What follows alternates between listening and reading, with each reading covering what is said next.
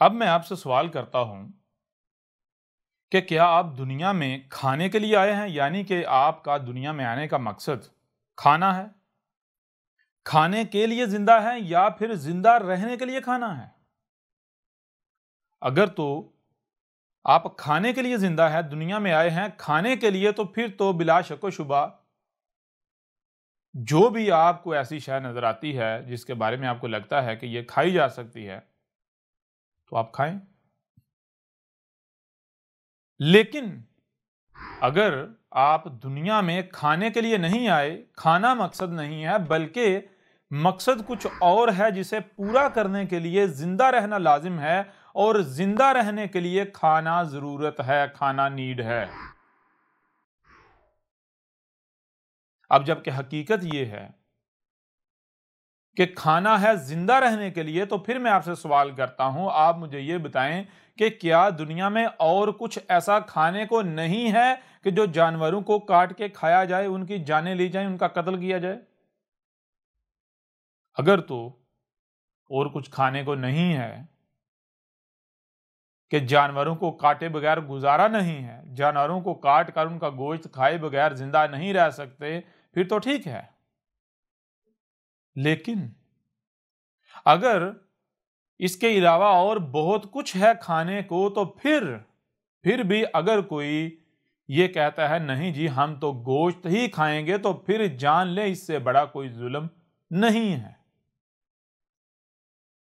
और मोहम्मद ने कभी भी जब मोहम्मद के ऊपर यह वाज़ेह किया गया, मोहम्मद के जरिए हक खोलकर वाज़ेह कर दिया, तो उसके बाद मोहम्मद ने कभी भी किसी जानवर को ना काटा, ना गोश्त खाया, ना ही काटने की इजाजत दी, बल्कि उल्टा सख्ती के साथ जानवरों को काटने से मना किया। तो वो जो लोग जो आखिरी यानी फतह मक्का के बाद जो चौथा हज था मोहम्मद की जिंदगी में, जो ये हज के नाम पर जो कुछ हो रहा इज्तिमा है, हो रहा होता है, ये जब चौथा इज्तिमा था फतह मक्का के बाद, तो उसमें जब उन लोगों ने यानी कि जो दुनिया से हज के नाम पर आए हुए थे, तो उन लोगों ने जब मोहम्मद की ये बातें सुनी, ये दावत सुनी, तो फिर उन लोगों ने अपने अपने इलाकों में, अपने अपने खित्तों में वापस जाकर कहा कि ए लोगों, जो कुछ मोहम्मद के बारे में हमें बताया गया वो सब झूठ था। जो कुछ मोहम्मद के बारे में कहा जाता रहा, जो प्रोपेगेंडा किया, वो सब झूठ था, फ्रॉड था। मोहम्मद कोई नया दीन लेकर नहीं आया, बल्कि मोहम्मद तो उसी दीन का दावेदार है जिस दीन के हम दावेदार हैं। फर्क सिर्फ ये है, अगर हम ये समझते हैं या लोगों ने समझा कि वो एक नया दीन लेकर आया, तो उसकी वजह ये है कि हमने दीन का बेड़ा गर्क कर दिया हुआ है। हम दीन के नाम पर गुमराहियों में हैं, 100% गुमराहियों में हैं, लेकिन मोहम्मद ने हर शय को बुनियाद से खोल खोल कर वाज़ेह कर दिया है। यूं जब उन लोगों ने मोहम्मद की इस दावत को सुना, तो और वापस वो अपने इलाकों में गए, तो इसका नतीजा ये निकला कि मोहम्मद के बाद ये इलाके खुद ब खुद गोया के फतह होते चले गए। क्यों? क्योंकि जिधर भी जो मोहम्मद की उम्मत थी, मोहम्मद की कौम के लोग थे, जिन्होंने बाद में यानी जो मोहम्मद के नाइब बने, जिनके हाथ में ये इक़्तिदार आया, ये जिम्मेदारी आई, तो उन्होंने जिधर भी रुख किया, तो वहाँ की आम आवाम ने, पब्लिक ने उनका साथ दिया। अपने ही हुक्मरानों के खिलाफ, अपनी ही हुकूमतों के खिलाफ आवाम ने साथ दिया, और यूं देखते ही देखते जो है वो सरहदें वसी होती चली गईं। क्यों? क्योंकि लोगों के ऊपर ये सब वाज़ेह हो गया कि हकीकत क्या है, मोहम्मद क्या बातें कर रहा है, मोहम्मद की दावत क्या है, और वो अमली तौर पर देख चुके हुए थे। तो अब जरा मुझे ये बताएं कि मोहम्मद जब उसने ये कहा, जैसे कि आपके ऊपर पहले भी वाज़ेह किया, कि उस वक्त जो अबू जहल था या अबू जहल जैसे थे, वो क्या कहते थे? उनका कहना यह था कि पहले इस मोहम्मद ने यह किया कि जो हमारे गुलाम हैं, काले कमजोर, उनको हमारी गुलामी से निकालकर हमारे बराबर ला खड़ा किया जी, उनके और हमारे हकूक बराबर हैं, हमारे उनके दरमियान यह तफरीक ख़त्म कर दी।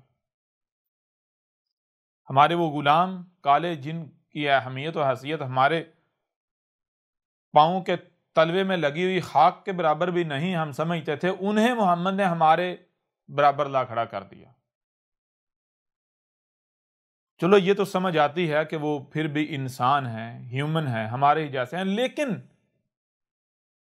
ये बड़ी अजीब बात है कि मोहम्मद अब कहता है कि ये जो जानवर हैं, ये जो गधे हैं, घोड़े हैं, गाय हैं, ऊंट हैं, ये भी तुम्हारे बराबर हैं, इनके भी वही हकूक हैं जो हकूक तुम्हारे हैं। ये उस वक़्त के जो मुशरिक थे, जो मोहम्मद के मुखालफिन थे, दुश्मन थे, उनको ये तकलीफ़ हुई। किस वजह से? सिर्फ इस वजह से कि मोहम्मद ने जब कहा कि जानवरों के ऊपर किसी किस्म का जुल्म नहीं किया जाएगा। तो अब मुझे ये बताएं कि क्या ऐसा शख्स जो ये कह रहा है कि किसी भी जानवर के साथ राई बराबर भी जुल्म नहीं किया जाएगा वरना उससे बदला लिया जाएगा, जानवरों के जो जानवर पालतू हैं, जाहिर बात है अब उनको जंगलों में नहीं छोड़ा जा सकता, वो नस्ल दर नस्ल तुम लोगों ने उनको बांध कर रखा है, गुलाम बना कर रखा है, तो अब वो तुम्हारे मुहताज बन चुके हुए हैं। अगर उनको छोड़ा जाएगा, आज़ाद किया जाएगा, तो वो जाहिर बात है उनको बाकी मखलूक़ात जो हैं दरिंदे चीर फाड़ देंगे। लिहाजा अब ठीक है, उन पर एहसान करो और बदले में वो तुम्हारे ऊपर एहसान करें। उनसे तुम यानी कि तुम क्या करो, उन पर अल एहसान करो, उनके खाने पीने का तुमने ख्याल रखना है, धूप और छांव का ख्याल रखना है, उनको किसी किस्म की तकलीफ नहीं होनी चाहिए, उनके रिज़्क़ का ख्याल रखना है, और बदले में जितनी उनमें तुम्हारा बोझ उठाने की इस्तात है तुम उनके ऊपर उतना बोझ ला दो, उनसे उतना काम ले लो। यानी पहले तुम उनके ऊपर अल एहसान करो, और अल एहसान का बदला क्या है? इसी कुरान को आप उठा कर देख लें, खोल के देख लें, कदर में कर दिया गया है क्या? हल जज़ाउल एहसान इल्लल एहसान, कि जो अल एहसान है उसका बदला क्या है? उसका बदला सिर्फ और सिर्फ ये है कि एहसान। तो अगर किसी पर एहसान किया जाता है तो वापस उसके ऊपर लाजिम हो जाता है कि बदले में वो भी उसका बदला चुकाए, एहसान करके, जब एहसान करने वाले के ऊपर एहसान करने का वक्त आए। लिहाजा पहले तुम इन जानवरों को, इन जो जानदार हैं, इनके ऊपर अल एहसान करो, यानी इनको अपने बच्चों की तरह पालो, इनके खाने पीने का, इनके रिज़्क़ का ख्याल रखो, इनकी धूप और छांव का ख्याल रखो, हर लिहाज से इनका ख्याल रखें, इनको राई बराबर भी तकलीफ ना दो, और बदले में ये तुम्हारे ऊपर एहसान करें। कैसे? जो जितनी उनमें इस्तात है उतना उनके ऊपर बोझ ला दो। लेकिन आप कत्ल नहीं कर सकते, काट नहीं सकते। क्यों? क्योंकि अब मुझे ये बताएं कि आहर आपने उनके ऊपर ऐसा कौन सा एहसान कर दिया कि वो एहसान चुकाने के लिए लाजिम है कि वो अपनी जान देकर आपका रिज़्क़ बने, आपकी खुराक बने? ऐसा कौन सा एहसान आपने कर दिया? तो जो शख्स जानवरों के छोटे छोटे हकूक की बात कर रहा है, जो कह रहा है जानवरों के ऊपर जुल्म नहीं करो, तो क्या वो शख्स ये कहेगा कि जानवरों का कत्लेआम करो, उनको काटो, उनकी जानें लो? ये कहेगा? सवाल ही पैदा नहीं होता, सवाल ही पैदा नहीं होता। हाँ, यहां एक और इतराज उठाया जा सकता है, सवाल उठाया जा सकता है कि जी क्या मोहम्मद ने गोश्त नहीं खाया? क्यों? क्योंकि इनको रवायात ऐसी मिलती हैं जिनसे मिलता है जी मोहम्मद ने भी गोश्त खाया। कोई शक नहीं खाया। कोई एक भी रसूल ऐसा नहीं है कि वो जिस माशरे में आया, अगर वो माशरा गोश्त खा रहा है तो रसूल ने गोश्त ना खाया हो। लेकिन गौर करने वाली बात यह है कि क्या रसूल ने वो अपने गोश्त खाने की आदत कहें या जो भी कहें, क्या उसे कंटिन्यू रखा या फिर तर्क कर दिया? इसके लिए आपको सबसे पहले यह समझना पड़ेगा कि रसूल होता क्या है। रसूल में क्या है? उस्वतुन हसनतुन। उस्वतुन हसनतुन का मतलब क्या है? कि जो जो जैसे जैसे जब जब जिस तरह इसने किया बिल्कुल वही वैसे तुमने करना है। यानी जब इंसान जो है वो 100% गुमराही में होते हैं और रब से हिदायत तलब करते हैं, तो रब क्या करता है? रब उनके ऊपर हक वाज़े करता है। कैसे? उनमें उन्हीं से अपना रसूल बेस करता है और उसके ज़रिए हक वाज़े करता है। ऐसा क्यों करता है? ऐसा रब इसलिए करता है कि अगर अल्लाह जो है, रब्बुल आलमीन जो है, अगर सिर्फ ज़बान से हक वाज़े करे, मिसाल के तौर पर क्या फ़िज़ा से ऐसी फ्रीक्वेंसीज प्रोड्यूस करके ऐसी आवाज़ें पैदा नहीं की जा सकती कि रब, यानी कि गोया जो ज़बान आप बोलते हैं, ऐसी ज़बान में फ़िज़ा से आवाज़ आए? क्या जी मैं तुम्हारा रब बोल रहा हूँ? कर सकता है रब? मुमकिन है। या इंसान के अलावा क्या कोई और ऐसी मखलूक नहीं कि जिसमें बोलने की सलाहियत नहीं है? रब उसके ज़रिए रहनुमाई कर देता, हक खोल कर वाज़े कर देता। हालांकि वो तो लोगों के लिए समझना भी ज़्यादा आसान था, मानना भी ज़्यादा आसान था कि भाई हमारे जैसा नहीं है ये, तो जी मुझे मानना पड़ेगा। ये वाकई रब जो है वो बोल रहा है, रब कलाम कर रहा है। मिसाल के तो एक तोते की मिसाल है कि तोता जो है अगर उसके ज़रिए रब कलाम करता तो हर कोई मान जाता। लेकिन वैसा रब ने क्यों नहीं किया? वैसा रब ने इसलिए नहीं किया क्योंकि ये जो दावत है, जो हक है, ज़बान से अगर बताया जाता है तो कोई भी इसके ऊपर नहीं डटेगा। कल को जब इनसे सवाल किया जाएगा, पूछा जाएगा, तो हर कोई ये कहेगा कि ये बातें ज़बान से करना बहुत आसान थी। ज़बान से हम भी कर सकते थे, कोई भी कर सकता है। असल मसला है, असल चीज है, असल इम्तिहान है इनके ऊपर अमल करना। तो ए हमारे रब, या ए अल्लाह, ए ईश्वर, ए गॉड, अगर तू चाहता था कि हम इस दावत के ऊपर, इन बातों के ऊपर अमल करें, तो फिर तू ऐसा करता कि हम में से हमारे ही जैसा एक बशर खड़ा करता, तो उसके जरिए, यानी वो बशर ना सिर्फ हमें हमारे ऊपर हक खुल को वाजे करता, बल्कि वो अमली तौर पर करके भी दिखाता। फिर अगर हम ना करते, उसके जैसे ना बनते, तो फिर हमारे ऊपर हुज्जत हो जाती, हमारे पास कोई किसी किस्म का उज़र या बहाना ना रहता। तो रसूल क्या होता है? रसूल रब की तरफ से इंसानों के ऊपर हुज्जत होता है। यानी रसूल एक बशर क्यों होता है? इस वजह से होता है ताकि ना सिर्फ ये जो इंसान हैं जिसको में रसूल भेजना है, बेस करना है, इनमें इन्हीं से रसूल भेजकर इनकी ज़बान में, इन्हीं की ज़बान में हक खोल कर वाज़े कर दिया जाए कि कोई ये ना कहे कि हमें समझ ना आई, बल्कि एक रसूल जो बशर है उसके ज़रिए अमली तौर पर करके दिखा दिया जाए, ताकि कल को कोई ये ना कह सके कि ये बातें जो थी इनके ऊपर अमल करना मुमकिन नहीं था इस बशरी वजूद के साथ। लिहाजा रसूल क्या है? उस्वतुन हसना, यानी अमली नमूना, प्रैक्टिकल एग्जाम्पल होती है रसूल। तो रसूल क्या होता है? जैसे आप होते हैं, आप पैदा हुए, इसी तरह पैदा होता है। जिस माशरे में आप पैदा होते हैं, पलते बढ़ते हैं, ऐसे ही रसूल पैदा होता है, पलता बढ़ता है। जैसे आपके जो बड़े हैं, वालदैन हैं, आपको उसी दीन के ऊपर ले आते हैं, वही आपका दीन बना देते हैं जिस पर वो खुद होते हैं। बिल्कुल यही रसूल के साथ होता है। उसको नहीं इल्म होता मैं रसूल हूं। इस तरह आगे बढ़ते बढ़ते जब रसूल बाशऊर होता है, तो बाकी हर कोई उसी को हक कहता है, उसी के ऊपर डट जाता है जिसके ऊपर वो अपने बड़ों को पता है। लेकिन रसूल का मामला नहीं होता। वो क्या करता है? वो देखता है कि भाई हर कोई ये दावा कर रहा है कि मैं ही हक पर हूं, हम ही हक पर हैं, हमारा फिरका, हमारा ग्रोह, हमारी जमात, हमारी तंजीम, हमारा मजहब, हम हक पर हैं, बाकी सब जो है वो गुमराह हैं, बातिल हैं। हालांकि ऐसे कैसा हो सकता है कि सारे के सारे हक पर हों? क्योंकि हर कोई आपस में इख्तलाफ कर रहा है। या तो इनमें से कोई एक हक पर है, या फिर इनमें से कोई एक भी हक पर नहीं, सारे के सारे गुमराह हैं, बातिल हैं। आया ये हक का दावा करें तो बुनियाद क्या है? बुनियाद ये है क्योंकि जी हमने इस दीन पर, इस मजहब पर अपने बड़ों को पाया है, इसलिए ये हक है। तो रसूल क्या देखता है? रसूल कहता है कि अगर मैं भी उसी को हक कहूं जिस पर अपने बड़ों को पाया, तो फिर मुझ में और इनमें फ़र्क क्या रहेगा? क्या हक होने की ये दलील है, ये पहचान है कि भाई जी मैंने अपने बड़ों को इसके ऊपर पाया इसलिए ये हक है? नहीं। क्या किया जाएगा? गौर फिक्र किया जाएगा। लिहाजा रसूल क्या करता है? रसूल गौर फिक्र करता है। रसूल को नहीं पता होता कि मैं रब का भेजा हुआ हूं। लेकिन इसका मतलब यह नहीं है कि रसूल जो है वो ख्वाहिशात की तबाह कर रहा होता है, नहीं, बल्कि रसूल का एक एक लम्हा जो है वो रब का डायरेक्टेड होता है, रब का जो लाया हुआ है ना।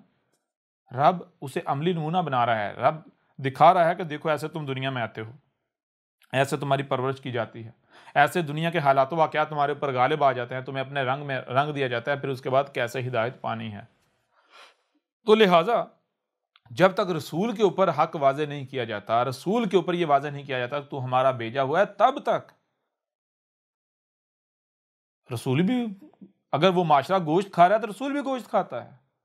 क्यों? अगर रसूल गोश्त नहीं खाए और कल को कहे जी ये हराम है, गोश्त खाना हराम है, ये जुल्म है, ज्यादती है, तो हर कोई यही कहेगा कि तुझे तो मिला ही नहीं, तूने तो बचपन से खाया ही नहीं, तुझे तो इसकी आदत ही नहीं। अगर तूने खाया होता तो फिर हम देखते तो कैसे गोश्त छोड़ता, तो कैसे गोश्त के बगैर रह सकता था। लिहाजा असल चीज ये है कि एक आप काम कर रहे हों और उसके बाद उसे छोड़ दें, बड़ी बात यह है। तो रब दिखाता है देखो ये तुम्हारे बड़ों ने जिसके ऊपर तुम्हें लगाया हुआ होता है वो हक नहीं, बल्कि तहकीक करो, अगर वो हक साबित नहीं होता, बातिल साबित होता है तो उसको तर्क कर दो। कैसे? ऐसे ये देखो मैं तुम्हें करके दिखा रहा हूं अपने रसूल के जरिए। यूं रसूल में क्या होता है? उस्वतुन हसना होता है। तो ऐसे ही हर रसूल ने जिसके आने से पहले या जब वो आया तो उस माशरे में, जिस माशरे में वो भेजा गया, उस माशरे में गोश्त खाया जा रहा था, तो हर उस रसूल ने गोश्त खाया। लेकिन क्या उसे कंटिन्यू रखा? नहीं, बिल्कुल नहीं, बल्कि उसे तर्क कर दिया।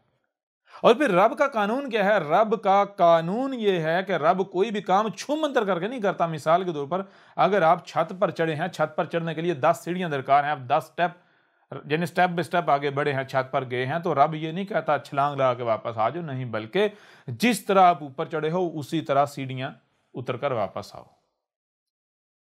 रब अल अजीजुल हकीम है, अल अलीमुल हकीम है, रब असबूर है, सब्र करता है, हर काम को उसके अपने वक्त पर रखता है।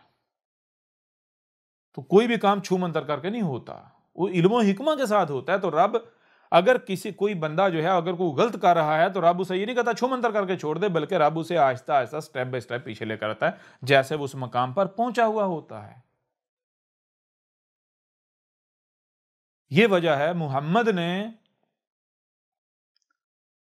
जब हक खोल कर वाज़े कर दिया तो उसके बाद ना तो मोहम्मद ने खुद गोश्त खाया, ना किसी जानवर को काटा, ना ही किसी जानवर को काटने का हुक्म दिया, ना ही काटने की इजाजत दी, बल्कि उल्टा जानवरों के हकूक का ख्याल रखा। ठीक है, वही सजाएं दी जाती जो सजा किसी एक ह्यूमन बीइंग के साथ जुल्म ज्यादती करने पर दी जाती। चलें, इसके बावजूद भी अगर कोई ये कहता है जी नहीं जानवरों को काटना चाहिए, खाना चाहिए, वो कोई भी हो, वो यहूदी हो, वो ईसाई हो, वो हिंदू हो, वो मुसलमान हो, वो बुद्ध हो, दुनिया में कोई भी शख्स हो, किसी मजहब का हो, किसी रंग का हो, किसी नस्ल का हो, अगर वो किसी भी जानवर को काट कर खाता है तो मैं उससे एक सवाल करता हूं, और मेरा ये सवाल दुनिया के हर उस शख्स से है जिसके अंदर राई बराबर भी अक्ल है। हर अक्ल वाले के लिए ये सवाल है, और सवाल ये है कि मुझे आप ये बताएं, ये जो आज पूरी दुनिया में इंसानी हकूक का ढिंडोरा पीटा जाता है, ह्यूमन राइट्स का ढिंडोरा पीटा जाता है, बुनियादी इंसानी हकूक के नारे लगाए जाते हैं, इसकी वजह और बुनियाद क्या है? यानी किसी इंसान का कत्ल नहीं किया जाएगा बगैर वजह के। अगर कत्ल किया जाएगा तो सिर्फ इस सूरत में किया जाएगा कि अगर वो माशरे के लिए खतरे का बायस बने, तबाही का बायस बने। ठीक है ना? यानी अगर कत्ल किया भी जाएगा तो सिर्फ इसलिए किया जाएगा कि एक बड़े नुकसान का अंदेशा हो, तो उस बड़े से बड़े नुकसान, या तो वो बड़ा नुकसान करवा लें या फिर उसे कत्ल कर दें। अब ये आपके ऊपर है, यानी कि छोटा नुकसान करवाना या बड़ा करवाना। छोटा नुकसान करवा कर अगर बड़े से बचा जा सकता है तो इससे बड़ी अक्लमंदी क्या हो सकती है? तो इस वजह से कत्ल किया जाएगा, वरना किसी बशर को, किसी ह्यूमन बीइंग को कत्ल नहीं किया जाएगा। भूखा नहीं रखा जाएगा, उससे रहने के लिए जमीन नहीं छीनी जाएगी।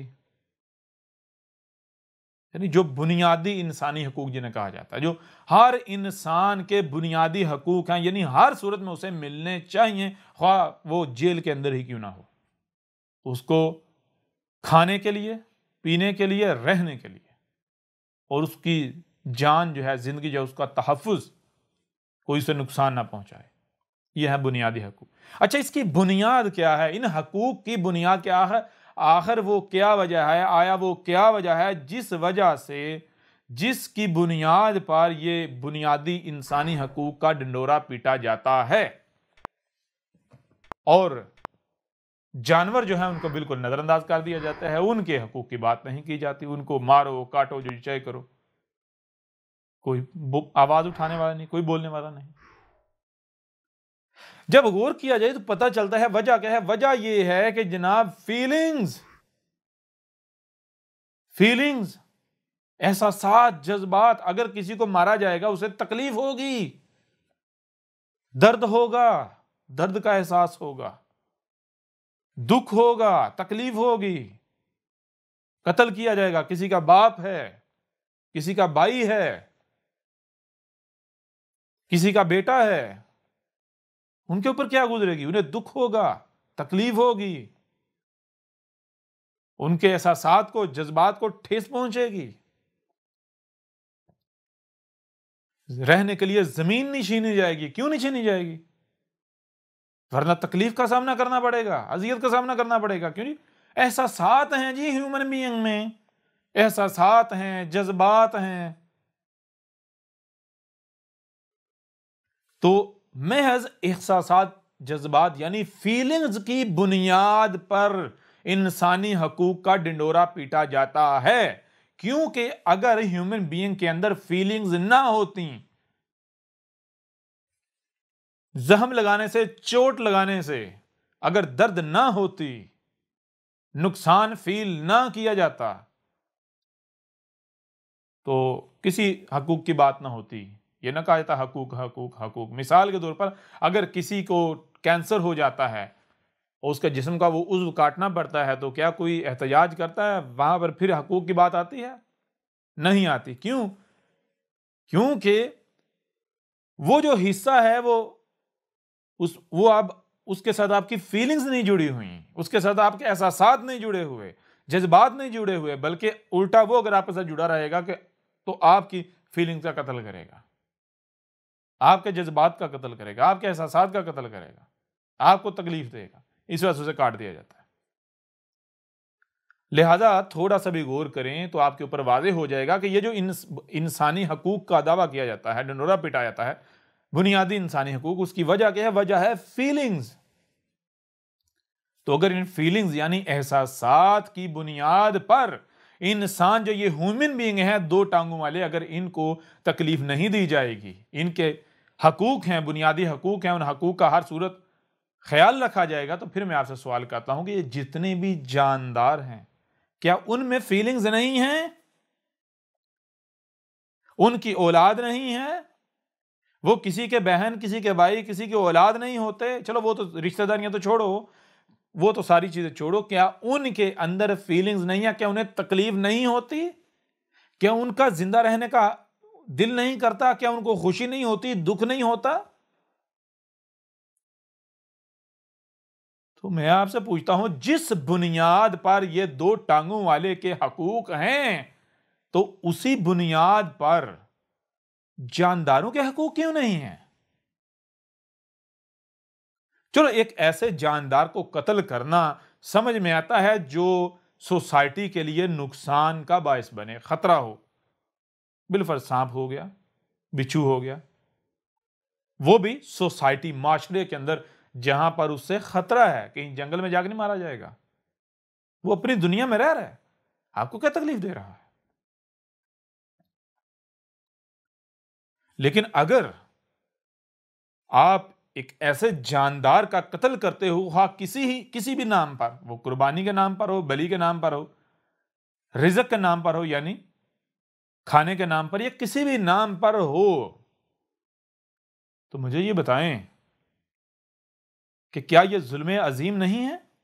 जिस बुनियाद पर आपके हकूक हैं, क्या वही बुनियाद उनको फराहम नहीं है? उसी बुनियाद पर उनके हकूक साबित नहीं होते? अब भी अगर आप कहते हैं नहीं, हम तो उनको काटेंगे, उनके कोई हकूक नहीं है, तो फिर जान लो इससे बड़ा और कोई जुल्म नहीं है, तुमसे बड़ा कोई जालिम नहीं है। कत्ल बहरहाल कत्ल है, वो किसी 2 टांगों वाले का हो या फिर 4 टांगे वालों का हो। कत्ल कत्ल है और कत्ल करने वाला कातिल है। ठीक है ना? और अगर किसी के अंदर राय बराबर भी अकल है, वो गौर फिक्र करे, तो उसके ऊपर ये बात बिल्कुल खुलकर वाज़ेह हो जाएगी कि ये जो जिसे तुम कायनात कहते हो, यूनिवर्स कहते हो या मदर नेचर कहते हो, कायनात का ये अटल कानून है, ये असूल है, ये मैथमेटिक्स के अंदर है, ये तयशुदा है, जैसा करोगे वैसा भरोगे। ठीक है ना? जैसा करोगे वैसा भरोगे। आज अगर आप जानवरों को कत्ल करते हैं तो आप कातिल हैं। तो कातिल जो है वो कातिल है। ठीक है? अगर जानदार या दूसरी मखलूकात आपसे महफूज नहीं हैं, तो इस वजह से आप खुद भी एक दूसरे से महफूज नहीं हो। ठीक है ना? कत्ल बहरहाल कत्ल है। ये वो जानता है जिसके अंदर थोड़े से भी जज्बात हैं, थोड़े से भी एहसासात हैं, वो जानता है कि ये जुल्म है, ये ज्यादती है। जरा कभी तुम लोगों ने गौर किया कि जब तुम किसी जानदार को कत्ल करने की कोशिश करते हो, या जिबा के नाम पर या जिस नाम पर भी, क्या वो आगे से तड़पता नहीं है? क्या आगे से वो अपनी जान बचाने की कोशिश नहीं करता? उसके बावजूद तुम्हें रहम नहीं आता, तुम तरस नहीं खाते। और जब तुम्हें रहम नहीं आता, तो तुम्हारे ऊपर रहम किया क्यों जाएगा? फिर एक चीज ये हो गई। इसके अलावा एक, यानी कि जब इस पहलू से भी हकीकत आपके ऊपर खोलकर वाज़ेह कर दी गई है, और फिर भी अगर कोई नहीं मानता, वो अपनी ख्वाहिशात की ही इत्बा करता है, अपने आबा अजदाद के पीछे ही अंधू की तरह चलता है, तो एक और पहलू से आपके सामने इसी बात को खोलकर वाज़ेह कर देते हैं। मैं आपसे सवाल करता हूं कि एक घर है, घर में वालिदैन भी हैं और बच्चे भी हैं। घर है, घर में बच्चे भी हैं और वालिदैन भी हैं। जरा गौर करें, घर के अंदर वालिदैन की क्या जिम्मेदारी है? क्या घर में वालिदैन की जिम्मेदारी यह नहीं है कि वो ना सिर्फ घर की देखभाल करें, बल्कि बच्चों की देखभाल करें? बच्चों को ऐसा माहौल फराहम करें कि ना ही वो घर को तबाह करें, घर को खराब करें, और ना ही आपस में एक दूसरे को नुकसान पहुंचाएं। क्यों? क्योंकि बच्चे जो हैं उनमें इतनी समझ नहीं होती, इतना शऊर नहीं होता, उनको जो भी अच्छा लगता है वो उसके पीछे भाग पड़ते हैं। जिसका नतीजा क्या निकलता है? अगर बच्चों को आजाद छोड़ दिया जाए तो बच्चे घर तबाह बर्बाद कर देंगे, सब तोड़ फोड़ देंगे, बल्कि आपस में एक दूसरे को भी नुकसान पहुंचा बैठेंगे। तो घर में बड़े होते हैं, क्यों होते हैं? बड़े इस वजह से होते हैं क्योंकि बड़े बाशऊर होते हैं, समझदार होते हैं।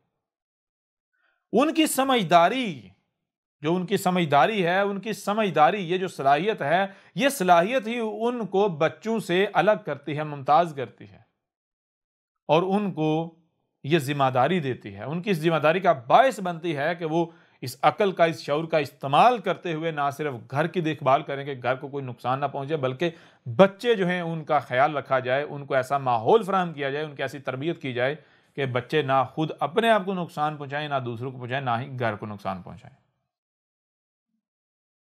ठीक है? अब अगर घर में जो बड़े हैं वही अपनी जिम्मेदारी से लापरवाही बरतना शुरू कर दें, या वही उल्टा बच्चों के जैसी हरकतें करना शुरू कर दे, वही घर को तबाह करना शुरू कर दें, वही जो है बच्चों को मारना शुरू कर दें, कत्ल करना शुरू कर दें, और फिर अगर उनसे पूछा जाए तो वो अपने इस अमल को जस्टिफाई करने की कोशिश करें, तो क्या उनकी किसी भी लिहाज से जस्टिफिकेशन को कबूल किया जाएगा? बताएं जरा। सवाल ही पैदा नहीं होता। क्या वो मुजरिम साबित नहीं होंगे? बिल्कुल मुजरिम साबित होंगे।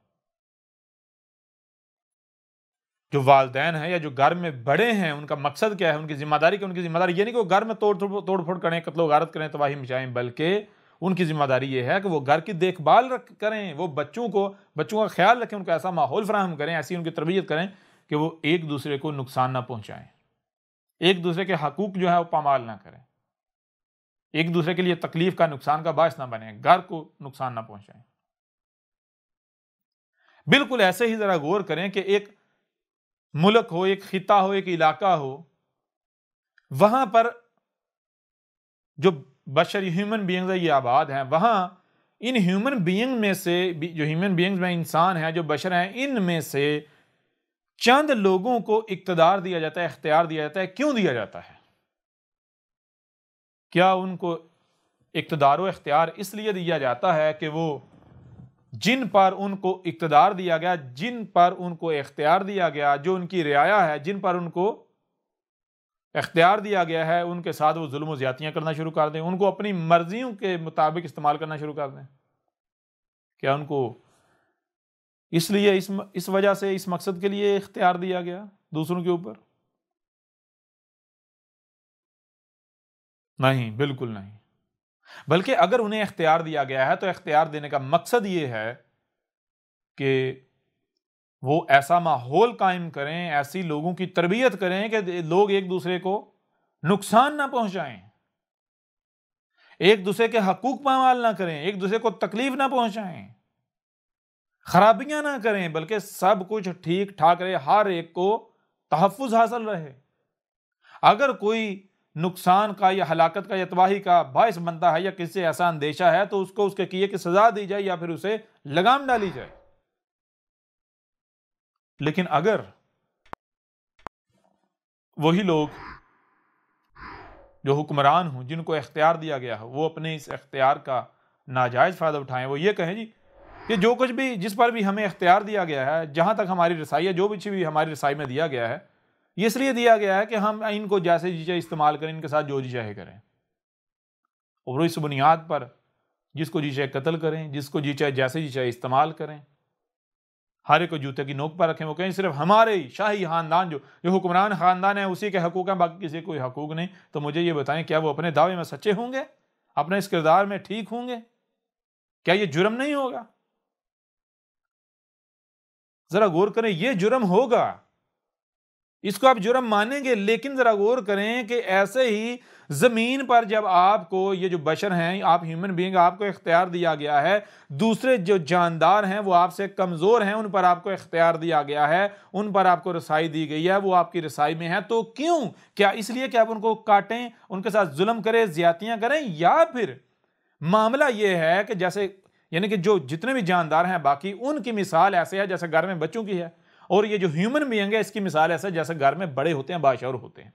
बाकी जितनी मखलूकात हैं वो शौरी तौर पर, अकली लिहाज से वो उस स्टेज पर नहीं है कि वो,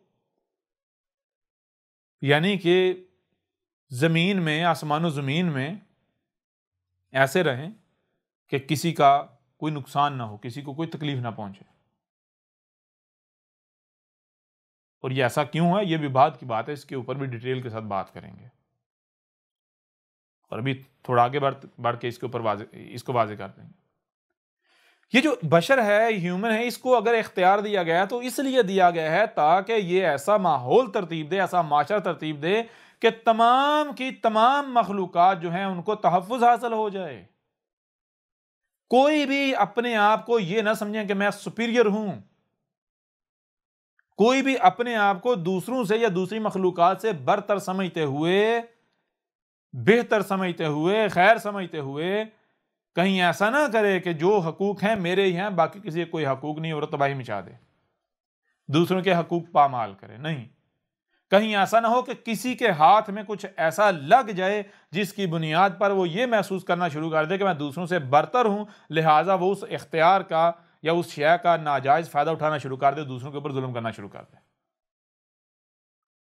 अगर आपको जमीन पर इख्तियार दिया गया है, आपको बाकी मखलूकात के ऊपर इख्तियार दिया गया है किसी भी लिहाज से, तो उसकी वजह यह नहीं है कि आप उनका कत्ल करो, उनको काट के खाओ, उनकी मजबूरी का फायदा उठाओ, बल्कि इसका मकसद, इसकी वजह यह है कि आप उनकी देखभाल करो, आप उनके हकूक का तहफ़्फ़ुज़ करो, आप उनको जो है उनकी हिफाजत करो। ठीक है, आपकी जिम्मेदारी यह थी कि आपकी इस ह्यूमन बीइंग की मौजूदगी में तमाम मखलूकात तहफ़्फ़ुज़ फील करते हैं, लेकिन आपने क्या किया? आप तो उल्टा इन इख्तियारात का नाजायज फायदा उठा रहे हैं। अपने इस इख्तियार का नाजायज फायदा उठाते हुए जुल्म ज्यादतियां कर रहे हैं, हर मखलूक के साथ जानवरों को काट रहे हैं। अब बताएं जरा। और अगर आपको बाकी मखलूकात के ऊपर इख्तियार हासिल है तो उसकी वजह क्या है? उसकी वजह यह है कि एक वक्त था जब आसमान जमीन में कोई एक भी मखलूक ऐसी नहीं थी जो एक दूसरे को नुकसान पहुंचाती थी। कोई मखलूक एक राई बराबर भी किसी को नुकसान नहीं पहुंचाती, कोई मखलूक किसी दूसरी को खाती नहीं थी। आज अगर मखलूकात के अंदर भी बिगाड़ है तो ये आप हजरत इंसान की वजह से है। आपके आबाओ अजदाद ने पीछे हजारों लाखों साल पहले आपके आबाओ अजदाद ने रिज़्क़ के अंदर जब तब्दीलियां की, रिज़्क़ के अंदर तवाज़ुन बिगाड़ा, तो बिगड़े हुए रिज़्क़ से मखलूकात के अंदर भी बिगाड़ पैदा होते होते होते मखलूकात बिगड़ गई। जब आसमानों ज़मीन में तुम्हारे अपने ही हाथों से किए हुए मुफ्सदा माल की वजह से फसाद हो गया, खराबियां होगी, तो तुम्हें कहा इससे पहले कि यह ज़मीन जहन्नम बन जाए इसकी इस्लाह कर लो। ये जो तुमने करतूत किए हैं इसकी इस्लाह कर लो, ये जो फसाद किए इसकी इस्लाह कर लो। इस वजह से तुम्हें इख्तियार दिया गया। ये सब वापस रिवर्स लेकर चलो, और तुमने बजाय ये कि इस्लाह करो उल्टा मजीद जुल्म करना शुरू कर दिया, उल्टा मजीद तबाहियां करना शुरू। तुमने इस इख्तियार का नाजायज फायदा उठाना शुरू कर दिया, जानवरों का कत्लेआम करना शुरू कर दिया। बड़ी अजीब बात है। तुम लोग अपने आप को अक्लमंद कहते हो। है हज और कुर्बानी के नाम पर कत्लेआम करने वालों जालिमों, तुमसे तो वो मुशरकीन अरब बेहतर थे, मुशरकीन मक्का बेहतर थे। क्यों? क्योंकि जरा गौर करो, एक और पहलू से तुम्हारे सामने मैं इस हकीकत को रखता हूं। हम तुम्हारे सामने एक और पहलू से इस हकीकत को खोलकर वाज़ेह करते हैं। ऐ खुद को मुसलमान कहलवाने वाला, तुम तो दावे करते हो हम तो कुरान और सुन्नत, कुरान और सुन्नत, कुरान और सुन्नत के मानने वाले हैं, अल्लाह की मानने वाले हैं, मोहम्मद की मानने वाले हैं, ये दावे करते हो ना। चलो अब जरा आओ मैदान में। मैं तुम लोगों से सवाल करता हूं कि ये जो तुम आज गली गली मोहल्ले मोहल्ले कुर्बानी के नाम पर जानवरों का कत्लेआम कर रहे हो, इसका हुक्म तुम्हें रब ने कब दिया? अल्लाह ने कब दिया? ईश्वर ने, गॉड ने कब दिया? कहां कुरान में लिखा है? कहां मोहम्मद ने तुम्हें कहा है यह हरकत करो? पहली बात कि जिसे तुम हज कहते हो, जिसे तुम कुर्बानी कहते हो, ना ये हज है ना ये कुर्बानी है। इसके बावजूद अगर एक लम्हे के लिए बाकी सारी बातों को एक तरफ रखते हुए यह मान लिया जाए कि यही हज है, यही कुर्बानी है, तो फिर भी जरा गौर करो, मोहम्मद के वक्त या मोहम्मद से पहले मीना के मैदान से बाहर किसी एक जानवर को भी ना काटा गया, ना काटा जाता था।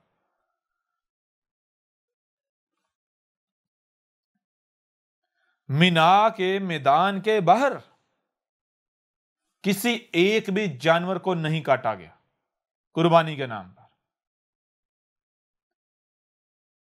और मैं तुम्हें चैलेंज करता हूं, तुम साबित करके दिखा दो।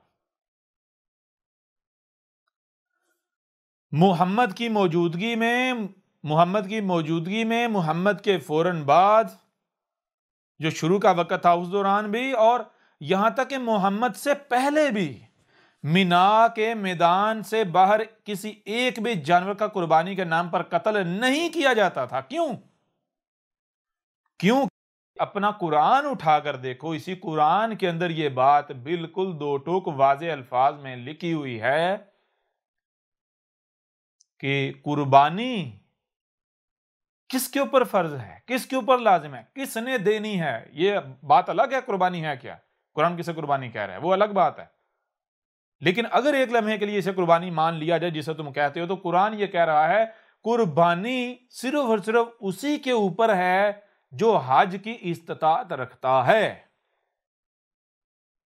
कुर्बानी तो देनी है हाजी ने, हज करने वाले ने। और हज करने वाला कौन है? जिसमें इस्तिताअत है हज की। और हज की इस्तिताअत रखने वाला कौन है? वो भी बात की बात है। कि कुरान किसे कह रहा है, लेकिन एक लम्हे के लिए अगर ये मान भी लिया जाए कि यही हज है और हज की इस्तात रखने वाले वो हैं जो वहां जाते हैं, पूरा कुरान उठा के देख लो, अपनी रवायात को उठा के देख लो, तुम ये बात साबित नहीं कर पाओगे जो कुछ तुम कर रहे हो। कुर्बानी सिर्फ और सिर्फ जो हज करने वाला है उसने देनी है, ना कि उसने जो हज नहीं कर रहा। ठीक है, तो ये जो तुम कुर्बानी के नाम पर गली गली मोहल्ले मोहल्ले जानवरों का कत्लेआम कर रहे हो, जुल्म अजीम कर रहे हो, बताओ जरा ये किस कुरान में कहां लिखा हुआ है? कहां लिखा हुआ है? कहां मोहम्मद ने कहा? आओ जरा मैदान में साबित करो। इससे बड़ा कोई और जुल्म हो सकता है? तुम कहते हो हम अल्लाह की मानते हैं, हम कुरान की मानते हैं, हम मोहम्मद की मानते हैं, और तुम अल्लाह की बात को, कुरान की बात को, मोहम्मद की बात को अपने जूते की नोक पर रखते हो। कुरान में तो उल्टा ये बात कही जा रही है कि जान लो जो रब्बुल आलमीन है, जो अल्लाह है, उसको ना तो ये जो तुम गोश्त कहते हो ये पहुंचता, ना ही खून पहुंचता है। अल्लाह को तुम्हारे गोश्त और खून की कोई जरूरत नहीं है। जो तुम गोश्त और खून कर रहे हो ये फसाद है, जुल्म अजीम है। वो तो तकवे की बात कर रहा है, उस तक तकवा पहुंचता है। तकवा क्या है? जब तुम्हें पता चलेगा तकवा क्या है तो फिर तुम्हारे ऊपर वाज़ेह हो जाएगा तकवा और ये जानवरों का कत्लेआम ये दो मुतजाद चीजें हैं। तकवा और जानवरों का कत्लेआम ये दो मुतजाद चीजें हैं। जानवरों का कत्ल करने वाला या किसी का भी कत्ल करने वाला मुत्तकी नहीं हो सकता। किसी के अंदर तकवा हो और वो जानवरों का कत्ल करे, सवाल ही पैदा नहीं होता। हाँ, वो कत्ल करेगा, किसका करेगा? उसी का करेगा जो कत्ल होना डिजर्व करेगा, कत्ल होने का हक रखेगा। ठीक है ना? वरना किसी भी सूरत किसी का कत्ल नहीं किया जाएगा। जितने भी जानदार हैं उनमें एहसासात हैं, उनमें जज्बात हैं, उनमें फीलिंग्स हैं, उनको दुख होता है, उनको दर्द होता है, उनको तकलीफ होती है। उनको कत्ल तो बहुत बड़ी बात है, राई बराबर भी तकलीफ नहीं दी जाएगी। ठीक है ना? अपनी ख्वाहिशात की इत्बा को अल्लाह के हुक्म का नाम देना, ईश्वर गॉड दियोस रब्बुल आलमीन के हुक्म का नाम देना, रसूलों से मंसूब करना, जान लो इसकी तुम्हारे पास कोई दलील नहीं है। ये तुम महज हमारे ऊपर मंसूब कर रहे हो, झूठ इफ्तरा कर रहे हो, किज़्ब इफ्तरा कर रहे हो। तुमसे तो वो मुशरकीने मक्का अच्छे थे, मुशरकीने अरब अच्छे थे, जो कम अज कम कुर्बानी के नाम पर अगर कत्लेआम करते थे तो वो मिना के मैदान तक महदूद थे, ना कि वो गली गली मोहल्ले मोहल्ले कत्लेआम करते थे। और तुम तो इतने बड़े जालिम हो, इतने बड़े मुशरिक हो, इतने बड़े कातिल हो कि पूरी दुनिया में गली गली मोहल्ले मोहल्ले कत्लेआम करते हो। बेचारे मासूम जानवरों का कत्लेआम करते हो, उनकी मजबूरी का फायदा उठाते हो। ठीक है? यह है तुम्हारी हकीकत, यह है तुम्हारी हैसियत। इससे बड़ा कोई और जुल्म हो सकता है? बहुत सारे लोगों ने सवालात अरसाल किए, जिनमें एक सवाल यह भी है, जो जब हमने गोश्त के ऊपर बात की थी कि जानवरों को ज़िबा करना बहुत बड़ा जुर्म है, गोश्त खाना अलाउ नहीं है, कभी भी आपने हुक्म नहीं दिया इसका, सिवाय एक सूरत के। उस सूरत क्या है वो बड़ी तफसील के साथ अल किताब देखें, इसमें आपके ऊपर वाज़ेह हो जाएगी। उसके अलावा किसी भी सूरत जो है वो इजाज़त नहीं है। तो इस वजह से बहुत सारे लोगों ने ये सवाल किया और कुछ वीडियोस भी अरसाल की। सवाल ये था, जो कि वीडियोस के अंदर बात मौजूद थी, वो बात क्या है? वो एक इंडिया का नालायक है, एक नालायक है जो कहता है मैं डॉक्टर हूं, डॉक्टर नालायक। उसकी वीडियो भेजी गई, अरसाल की गई, और जो उसने बात की वही बात जो है वो ईमेल्स में की गई। वो बात यह की गई कि अगर आप कहते हैं नहीं जानवर को काट कर यानी खाना, गोश्त खाना इस वजह से हराम है कि वो जानदार हैं, उनमें फीलिंग्स हैं, तो फिर तो आप जिंदा भी नहीं रह सकते, आपको जिंदा रहने का कोई हक नहीं। वजह क्या? वजह यह है कि आप जब सांस लेते हैं तो लाखों करोड़ों जो जर्म्स हैं जानदार, उनकी डेथ हो जाती है। इसी तरह आप जब कुछ खाते हैं उसके अंदर लाखों करोड़ों ऐसे जर्म्स होते हैं जिनकी आप जब रिजक खाते हैं तो उससे डेथ हो जाती है। तो इस तरह से फिर आप सांस भी ना लें, आप कुछ खाएं भी ना, तो इस बुनियाद पर क्या कहते हैं? इस बुनियाद पर कहते हैं जी, इसलिए उनका अगर उनको काट काट कर खाया जाता है तो ये गलत नहीं है, ये नॉर्मल है जी। वो अल्लाह ने हम इसी वजह से, इसी मकसद के लिए खलक किया उनको। ठीक है जी, एक लम्हे के लिए मान लेते हैं, लेकिन ये क्या है? क्या इसे दलील कहा जाएगा या फिर ये इमोशनल ब्लैकमेल करने वाली बात है, सामने वाले के जज्बात से खेलने वाली बात है ये।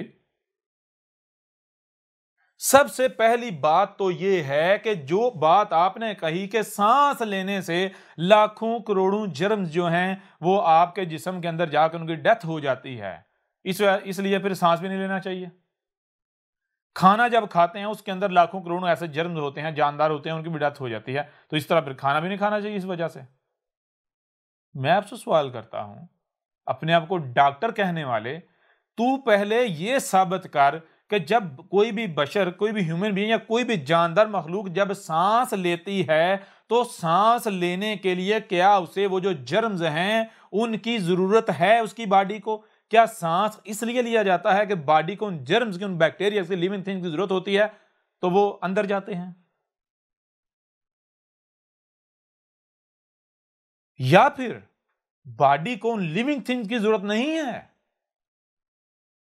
बॉडी को जिस चीज की जरूरत है, बॉडी किस चीज की जरूरत है? ऑक्सीजन की। तो बॉडी को ऑक्सीजन की जरूरत है, ऑक्सीजन के साथ वो जर्म्स अंदर चले जाते हैं, ठीक है, डेथ हो जाती है। इसका जिम्मेदार कौन है? ये जो जर्म्स अंदर जाते हैं इसका जिम्मेदार कौन है?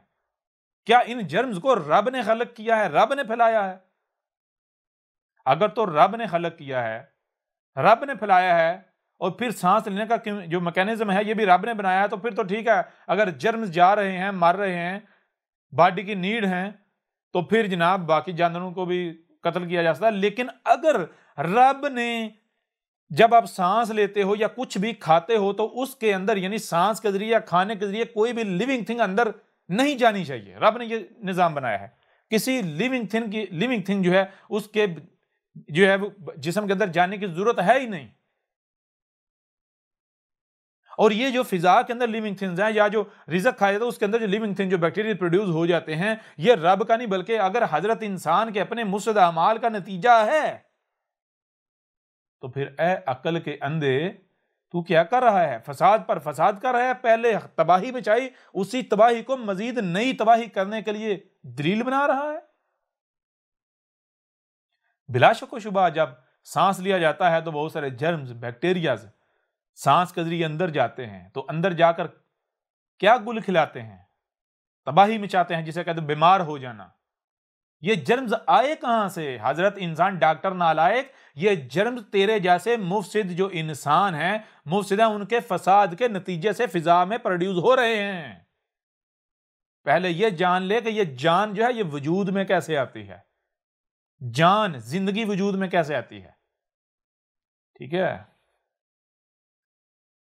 जब ये जान लोगे फिर तुम्हारे ऊपर वाज़ेह होगा कि ये जो तुम लोगों ने फिजा के अंदर गैसें खारिज की हैं तरह तरह की, जमीन के जो अनासर हैं उनको फिजा में बिखेर दिया है, तो फिजा के अंदर जारी बात है पानी भी है, जमीन के अनासर जब फिजा के अंदर तहलील कर दोगे गैसों की सूरत में, तो सूरज की एनर्जी आ रही है। जब सूरज की एनर्जी, फिजा यानी ऑक्सीजन वगैरह और जमीन के अनासर, जब ये तीनों चीजें आपस में एक जगह पर इख्तरार करेंगी तो जान वजूद में आ जाएगी। रब ने तो जमीन के अनासर फिजा में तहलील किए थे। ये जो आज तुम तरक्की के नाम पर ये जो गैसें खारिज कर रहे हो, जमीन के अंदर से क्रूड ऑयल निकाल के उसको क्रैक करके उससे यानी कि तरह तरह के फ्यूल्स में कन्वर्ट करके, तरह तरह के केमिकल्स में कन्वर्ट कर रहे हैं, उन केमिकल्स तरह तरह के प्रोडक्ट्स बना के, तो जो धुएं हैं जो फिजा में खारिज कर रहे हो, क्या कर रहे हो? जमीन के अनासर को तुम फिजा में तहलील कर रहे हो। तो जब जिन अनासर का मकाम था जमीन, जमीन से बाहर नहीं आए अपनी खाम हालत में, क्योंकि अगर वो अनासर खाम हालत में कहीं पहुंच गए तो वहां उन अनासर के अलावा पानी और सूरज की एनर्जी की रेज की जरूरत है। अगर जमीन के अनासर, पानी और सूरज की रेज जो है, एनर्जी, ये तीनों जगह, तीनों चीजें एक मकाम पर इकट्ठी हो जाएं तो जान वजूद में आ जाती है। तो फिजा के अंदर ये लिविंग थिंग, ये बैक्टीरिया, ये जरसूमें रब ने प्रोड्यूस नहीं किए, ये तुम्हारे फसाद का नतीजा है। उनको प्रोड्यूस भी तुम कर रहे हो, कत्ल भी तुम कर रहे हो। ठीक है, इसी वजह से बीमार होते हो। इस तरह जनाब सब्जियां नहीं खाने। अच्छा, एक और बड़ी अजीबोगरीब दलील और लॉजिक पेश की जाती है। तो इस तरह फिर आप दरख्तों को नहीं काट सकते, आप सब्जियां नहीं खा सकते, उनको भी तकलीफ होती है, आप सुन नहीं सकते।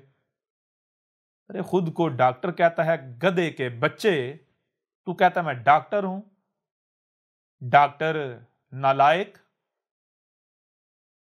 ठीक है, हम मान लेते हैं सब्जियों में एहसासात होते हैं, जज्बात होते हैं, लेकिन क्या हम इस वजह से मान लें कि तूने कह दिया है? जो बात की है उसे सच्चा साबित कर।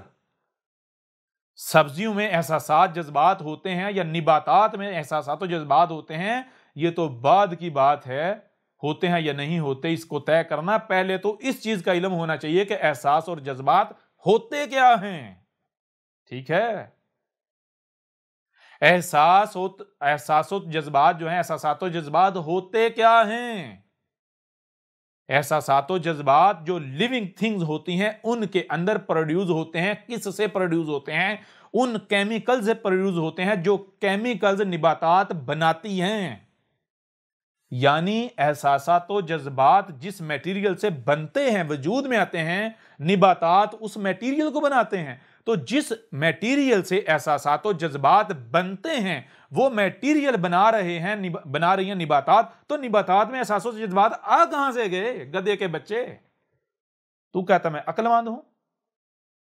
दुनिया के तमाम साइंटिस्ट, जितने भी केमिस्ट हैं, उनको चैलेंज है, जो बायोलॉजिस्ट हैं उनको यह चैलेंज है, आए अगर दुनिया की कोई ताकत ये साबित कर दे कि निबातात के अंदर फीलिंग्स होती हैं, तो जो सजा कहेंगे वो अहमद ईसा भुगतने को तैयार है। ठीक है, फीलिंग्स जिससे प्रोड्यूस होती हैं, जिससे वजूद में होती हैं, पहली बात तो यह है कि फीलिंग्स जानदार जो शय होती है, जो जानदार मखलूक होती है, जो जान होती है, उसके अंदर प्रोड्यूस होती हैं, उसके अंदर, पहली चीज। ठीक है, दूसरी चीज फीलिंग्स जिस मटेरियल से, जिस मवाद से, यानी जिन केमिकल्स से प्रोड्यूस होती हैं, वजूद में आती हैं, वो केमिकल्स बनाती हैं निबातात। निबातात फीलिंग्स का मटेरियल बनाती हैं। तो जब निबातात फीलिंग्स का मटेरियल बना रही हैं, फीलिंग्स उस मटेरियल ने आगे जाके फीलिंग्स में कन्वर्ट होना है, तो निबातात के अंदर फीलिंग्स कहां से आ गई? ये कहना जी साइंस ने भी ये साबित कर दिया, या साइंस ने भी ये कह दिया कि जनाब निबातात के अंदर भी फीलिंग्स हैं, तो जरा साइंस को कहो साबित करे, हवा में बातें नहीं करे। ठीक है, क्यों, कैसे साबित करना पड़ेगा? हम ये नहीं कि हम जैसे कोई किसी, यानी मुलाटों से इंस्पायर हैं, मुलाटों के नामों से एहसास कमतरी का शिकार है। अगर किसी ने अपने नाम के साथ शेख, इलामा, हजरत या फलां लगाया हुआ है तो लोग एहसास कमतरी का शिकार होकर तो इस बुनियाद पर उसकी हर बात मान लेते हैं। तो ऐसा ही एक बड़ी तादाद उन लोग जो साइंस से इतने मुतासर हैं कि साइंस को बुत बनाया हुआ है, अपना इलाह बनाया हुआ है, जो भी साइंस के नाम पर उनको कहा जाएगा फौरी मान जाएंगे। तो हम उन लोगों की तरह एहसास कमतरी का शिकार नहीं हैं कि हम साइंस के नाम पर कोई भी बात मान लेंगे। साइंस के नाम पर अगर कोई चूरन बेचा जाता है तो मान लेंगे। अगर साइंस के दावेदार ये कहते हैं निबातात के अंदर फीलिंग्स हैं, तो सबसे पहले तो साइंस को ये बताना पड़ेगा फीलिंग्स होती क्या हैं, फीलिंग्स वजूद में कैसे आती हैं, फीलिंग जो है, फीलिंग्स का माखज क्या है, फीलिंग्स अखज कहां से होती हैं, किससे वजूद में आती हैं। पहले तो साइंस को यह बताना पड़ेगा। साइंस को तो यही नहीं इल्म फीलिंग्स हैं क्या? साइंस को जब यही नहीं इल्म फीलिंग्स हैं क्या, फीलिंग्स वजूद में किससे आती हैं, तो साइंस खाक दावा करेगी कि नबातात के अंदर फीलिंग्स होती हैं? खाक दावा करेगी? तो यूं इस बुनियाद पर ये जो तुम लोगों की ये जो दलील थी कि सांस लेने से जर्म्स अंदर जाते हैं, तो सांस लेने जो जर्म्स जाते हैं वो जर्म बॉडी की नीड नहीं है, वो अंदर जाके फसाद करते हैं। ठीक है, तुम्हारी बॉडी को बतौरे रिज्क, बतौरे खुराक, बतौरे गजा किसी एक भी छोटी से छोटी भी लिविंग थिंग की जरूरत नहीं है। ठीक है, इसे अनासर की केमिकल्स की जरूरत होती है। वो केमिकल्स, वो अनासर जब बॉडी में जाते हैं, बॉडी उनको प्रोसेस करके जान में कन्वर्ट होती है। ठीक है ना? ये तुम उल्लू किन को बना रहे हो? ये तुम उल्लू बना सकते हो अपने जैसे उल्लुओं को। ठीक है, जिनको रोशनी अच्छी नहीं लगती, जो रोशनी से डरते हैं, जो रहना ही अंधेरे में चाहते हैं, जो रोशनी को देखकर जिनकी आंखें चंदिया जाती हैं, उनको तुम बेवकूफ बना सकते हो। डॉक्टर नालायक, अगर तुझ में इतनी हिम्मत है तो आ जरा अहमद ईसा को गलत साबित कर।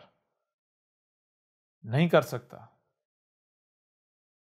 यूं इस बुनियाद पर, इस पहलू से भी आपके ऊपर यह बात बिल्कुल खोलकर वाज़ेह कर दी कि किसी भी सूरत जानदार जो हैं उनका कुर्बानी हो या भली हो, उसके नाम पर कत्ल नहीं किया जा सकता।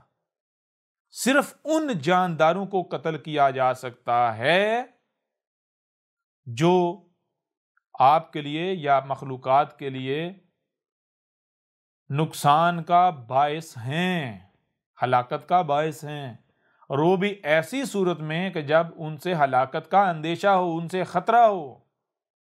वही बराह रास्त नहीं मारा जाएगा, बल्कि पहले उनसे तहफ़्फ़ुज़ की कोशिश की जाएगी, और अगर आपको लगता है नहीं भाई तो इसकी मौजूदगी में तहफ़्फ़ुज़ यकीनी नहीं है, तो फिर जाके आप जान ले सकते हैं, वरना नहीं कत्ल कर सकते। और रिज़्क़ के नाम पर ये तो किसी भी सूरत इसकी इजाज़त नहीं है, सिवाय एक सूरत की, और वो किसको इजाज़त है? वो रब खुद है। रब खुद अपने वजूद को इस्तेमाल करे, उसको हक हासिल है, वरना, और वो भी बगैर हक नहीं करता, बिल हक करता है। जैसे आपको पहले बताया कि बड़े नुकसान से बचने के लिए अगर छोटा नुकसान करना पड़ता है तो ये बेवकूफ़ी नहीं, अक्लमंदी होती है। इसी को अक्लमंदी कहते हैं। तो यूं इस पहलू से भी आपके ऊपर ये वाज़ेह कर दिया कि ये जो हज और कुर्बानी के नाम पर जो हो रहा है, ये गुमराहियां हैं, ये ज़लालिम मुबीन है, ये जुल्म अजीम है। ठीक है, अब आए वापस ये जो हज के नाम पर जो कुछ किया जा रहा है इसकी तरफ। और ये जो हज है, इसके ऊपर यानी जो अल हज है क्या, जिसका जिक्र इस कुरान के अंदर है, ये है क्या, इसको वाज़ेह करने से पहले जो हज किया जा रहा है, हज के नाम पर जो कुछ किया जा रहा है, इसका दजल जो है वो एक और पहलू से आपके सामने चेक करके रखते हैं। तो इसके लिए देखें, हम जो बात की इब्तिदा करेंगे, बात की इब्तिदा हम यहां से करेंगे कि आपको सुनने के लिए कान दिए गए, देखने के लिए आंखें दी गई, जो भी सुनाई और दिखाई दे रहा है उसे समझने की सलाहियत दी गई। तो ये सलाहियतें आपको क्यों दी गई? जाहिर है ये सलाहियतें आपको इसलिए दी गई कि जो भी सुनाई दे रहा है, जो भी दिखाई दे रहा है, उसे समझें। उस वक्त तक कोई भी काम नहीं करना, कोई भी अमल नहीं करना जब तक कि आप समझ नहीं लेते। ठीक है ना? तो जब आप समझेंगे तो आपके ऊपर वाज़ेह हो जाएगा कि कोई भी काम किया जाता है, कुछ भी किया जाता है, तो उसका कोई ना कोई मकसद लाजिम होता है। बगैर मकसद के कुछ नहीं किया जाता। बगैर मकसद के कुछ भी नहीं किया जाता। मिसाल के तौर पर आप खाना खाते हैं, क्या बगैर मकसद के खाते हैं? नहीं, मकसद खाना खाने का भी है। ये पेट भरना है। पेट क्यों भरना है? मकसद है, उसका भी मकसद है। जिस्म को जिन अनासर की जरूरत है वो अनासर चाहिए, इस वजह से खाना खाया जाता है। वो अनासर क्यों चाहिए, उसका भी मकसद है। यानी हर काम का, हर शय का कोई ना कोई मकसद लाजिम होता है। ठीक है जी। अब कोई काम आप कर रहे हैं तो ये देखना है आपने कि ये हम ठीक कर रहे हैं, ये गलत कर रहे हैं, ये हक है या बातिल है, तो उसकी पहचान का आसान तरीन फार्मूला आपके सामने रखते हैं। आसान तरीन, आया कि जो आप कर रहे हैं, काम जो कर रहे हैं, वो हक है या फिर बातिल है। कहीं ऐसा तो नहीं कि हाँ आप जो है जो काम कर रहे हैं, काम तो कर रहे हैं, लेकिन जो काम करना है वो नहीं हो रहा, आप गफलत में पड़े हुए हैं, धोखे का शिकार हैं। तो सबसे आसान तरीन पहचान ये है कि कोई भी जो काम किया जाता है उसका कोई ना कोई मकसद होता है। तो जब काम किया जाता है तो देखें वो मकसद पूरा हो रहा है, मकसद पूरा हुआ या नहीं। काम करने से अगर तो मकसद पूरा हो रहा है, मकसद पूरा होता है, मंजिल हासिल होती है, तो फिर जो काम किया है वो हक है। और अगर मंजिल हासिल नहीं हो रही, मकसद पूरा नहीं हो रहा, तो फिर क्या है? फिर वो हक नहीं, जो आप कर रहे हैं वो बातिल है। ख्वाह उसे आप हक का नाम देकर क्यों ना कर रहे हो, वो आप अपनी ख्वाहिशात की इत्बा में कर रहे होंगे, हक नहीं होगा वो। तो बात हम करते हैं हज पर। हज का मकसद क्या है? यानी हज, ये जो हज के नाम पर किया जा रहा है, हज के नाम पर जो कुछ किया जा रहा है, आया ये हक है या बातिल, इसको पहचानना है तो इसका इंतहाई आसान तरीका यह है कि हज का मकसद जान लिया जाए कि हज का मकसद क्या है। जब मकसद हमारे सामने आएगा, आपके सामने आ जाएगा, तो फिर देखें हज करने, जिसे हज कहा जा रहा है, क्या ये अमल करने से वो मकसद पूरा हो रहा है, मकसद हासिल हो रहा है, वो मंजिल मिल रही है। अगर तो वो मकसद पूरा हो रहा है, मंजिल मिल रही है, तो बिला शक व शुबा यही हज है। लेकिन अगर मंजिल नहीं मिल रही, मकसद पूरा नहीं हो रहा, तो फिर ये हज नहीं है, बल्कि ये हज के नाम पर हज से ही जो अल हज है उससे गफलत है, ये गुमराही है, ये आप दजल का, आप धोखे का शिकार है।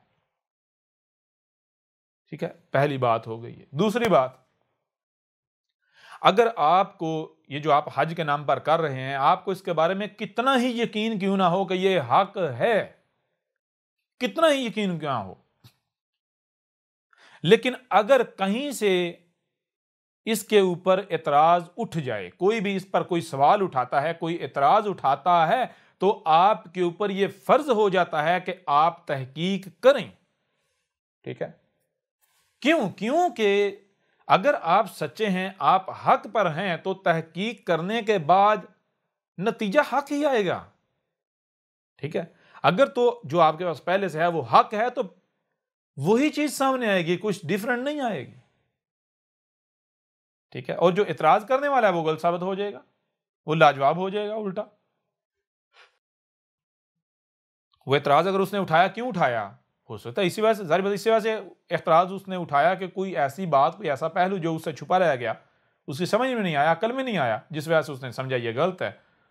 और आप जब तहकीक करेंगे तो आप उसे बताएंगे भाई, यानी उसे पूछेंगे, बता भाई तू ये जो नतीजा हज कर रहा है, ये जो इतराज उठा रहा है, किस बुनियाद पर उठा रहा है? जब वो कहेगा इस बुनियाद पर, तो आप जब तहकीक करें तो कहेंगे ये देख, ये पहलू, ये हिस्सा तुझसे छुपा रह गया था, जिस वजह से तू असल नतीजे पर नहीं पहुंच पाया था, तेरे सामने जो है इख्तलाफ आया था, ये हकीकत यूं, वो भी लाजवाब हो जाएगा, उसे भी उसके सवाल का जवाब मिल जाएगा। और अगर आप हक पर हैं तो हक को तो कोई फर्क नहीं पड़ेगा, वो तो उल्टा मजीद जो है आपको इत्मीनान हासिल हो जाएगा, इख्तलाफ करने वाले को भी हक मिल जाएगा, या कम से कम उसके ऊपर हुज्जत हो जाएगी। ठीक है ना? तो ये नहीं किया जाएगा, अगर कहीं से एतराज उठाया जाता है तो आपको नहीं जी तहकीक नहीं करनी, तहकीक नहीं करनी, नहीं, बिल्कुल नहीं। आपको कानों आंखों के साथ साथ जो सुनाई और दिखाई देता है, इनसे उसको समझने की भी सलाहियत दी गई। इसलिए अगर कहीं से भी एतराज उठाया जाता है किसी भी बात पर, किसी भी शय पर, तो उसमें लाजिम तहकीक की जाएगी। ये सलाहियतें आपको इसलिए दी गई। लिहाजा आज देखिए दो चीजें हैं। सबसे पहली बात यह है कि हमें देखना यह है कि ये जो हज के नाम पर किया जा रहा है, क्या ये हक है? कैसे पता चलेगा?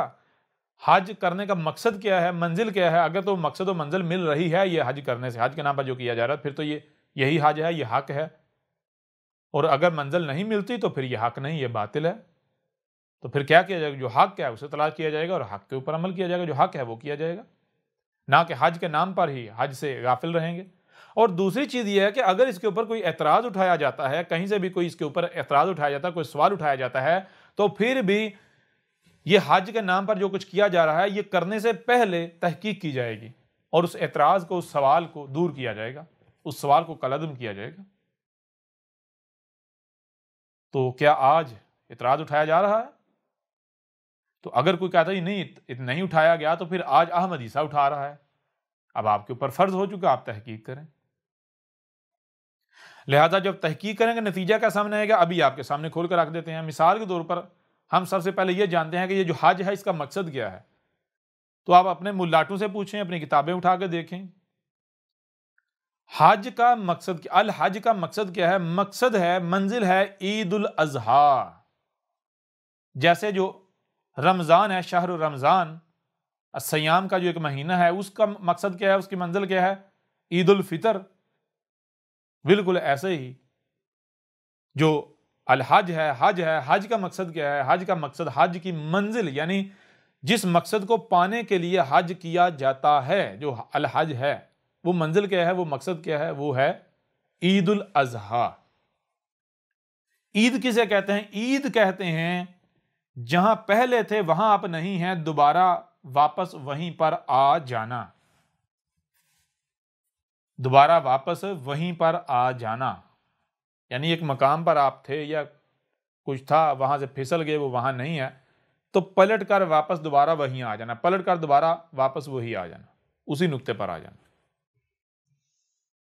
तो हज की जो मंजिल है, जो मकसद है, वो क्या है? ईद उल अजहा। यानी वो कौन सा नुक्ता है, वो कौन सा पॉइंट है, वो क्या है जहां से फिसल गए या जो गायब हो गया और वापस उसको लाना है या वापस उस नुक्ते पर आना है, वो क्या है? वो है अज़ुहा।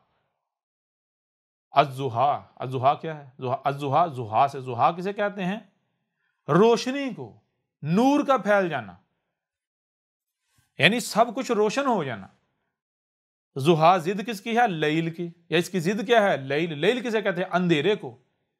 यह अंधेरा किसे कहते हैं? यानी हर शय के ऊपर जो है कालक का छा जाना, यानी हर शय की हकीकत क्या है? हकीकत छुप जाना, जो शय ऊपर चढ़ गई वो नजर आ रही है। और जुहा, रोशनी का फैल जाना, मतलब यह है कि हर तरफ हक का फैल जाना, हक ही हक हर तरफ नजर आए। जो रब की तरफ से आने वाला नूर है, वो पूरी दुनिया पर फैल कर दोबारा दुनिया में रोशनी हो जाए, दुनिया दोबारा हक से मुनव्वर हो जाए, अल्लाह के नूर से मुनव्वर हो जाए। तो ईद उल अजहा, ईद उल अजहा का मतलब क्या है? मतलब यह है कि देखो, इस वक्त रब वाजे करता है कि इस वक्त दुनिया में ज़लालिम मुबीन है, इस वक्त दुनिया में लैल है, अल-लैल है, अंधेरा छाया हुआ है, यानी गुमराहियों ने अपनी पूरी दुनिया को अपने लिपेट में लिया हुआ है। तो क्या शुरू से ऐसा था? नहीं, बल्कि एक वक्त था जब दुनिया अल्लाह के नूर से मुनव्वर थी, हर तरफ हक था, लेकिन फिर आहिस्ता आहिस्ता जो शयातीन हैं, इंसान शयातीन मुजरिमीन, इन्होंने आहिस्ता आहिस्ता तबाहियाँ फसाद करते करते करते, गुमराहियाँ फैलाते फैलाते फैलाते आज पूरी दुनिया के ऊपर गुमराहियाँ गालिब आ गई, किसी को हक का नहीं पता। ठीक है, तो क्या करना है? दोबारा अज़्ज़ुहा, दुनिया को दोबारा रोशन करना है, हक से मुनव्वर करना है। तो उसके लिए क्या किया जाएगा? उसके लिए अल हज किया जाएगा। अल हज क्या है? अब अगर आप ये जो हज के नाम पर किया जा रहा है, इसे अल हज कहते हैं, इसी को हज कहते हैं, तो मैं आपसे सवाल करता हूं कि क्या ये हज करने के बाद दुनिया में, यानी ईद उल अजहा आ जाती है, दुनिया दोबारा वापस मुनव्वर हो जाती है, हक पूरी दुनिया पर गालिब आ जाता है, या फिर ये तो महज एक सिंबल है? ये जिसे आप हज कह रहे हैं, ये हज तो नहीं है। ये तो जो अल हज था उसे एक्सप्लेन करने के लिए, उसे समझाने के लिए एक एग्जाम्पल दी गई थी, एग्जाम्पल दी गई थी। तो जो शयातीन मुजरिमीन थे, उन्होंने इस एग्जाम्पल को ही हज समझ लिया, हज बना डाला। हज क्या है? किसी के वहम गुमान में भी नहीं। और सीधी सी बात है, जो शख्स भी ये कहता है कि ये जो मक्का में जाके किया जा रहा है ये हज है, मैं चैलेंज करता हूं इसे वो हज साबित करके दिखाए। क्यों? क्योंकि हज करने का मकसद क्या है? हज की मंजिल क्या है? ईद उल अजहा। ईद उल अजहा क्या है कि दुनिया का दोबारा हर लिहाज से मुनव्वर हो जाना, अल्लाह के नूर से रोशन हो जाना, हक हर तरफ गालिब आ जाना, अंधेरे छट जाना, गुमराहियां खत्म हो जाना। तो क्या ये हज करने से ईद उल अजहा आ रही है? बताएं जरा।